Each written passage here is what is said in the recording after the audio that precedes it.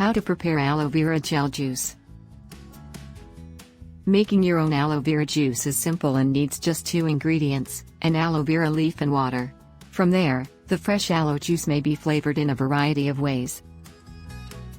However, there are several critical points to remember while dealing with aloe leaf because it may be harmful if not prepared rightly. So watch this video till end, so that you can avoid any mistake during its preparation. Step 1. Get a piece of aloe vera leaf. You'll only need 1 leaf due to the substantial amount of gel hidden under the thick skin. To produce 1 quart of juice, I used about half of the leaf. Step 2. Peel the aloe vera leaf. Cut away all of the skin with a sharp knife to expose the aloe gel core. Take caution, since the gel makes your hands and knife very slippery. Aloe vera plants have 3 distinct layers, a green outer skin, a yellow latex layer, and a clear gel layer. It is critical to remove all of the latex, since this includes the natural laxative aloin. Step 3. Rinse the aloe gel.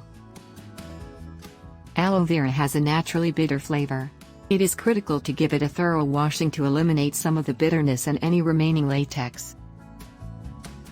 Step 4. Blend with water. Blend the aloe gel and water together in a blender. You may mix until totally smooth or pulse until some chewy pieces remain. Fresh, pure aloe vera juice may be left unflavored. You may keep it in the refrigerator and add it to diluted drinks or consume it straight up. Aloe vera drink flavor variations. You can add aloe vera juice into any fresh beverages, to make it delicious and easy to drink.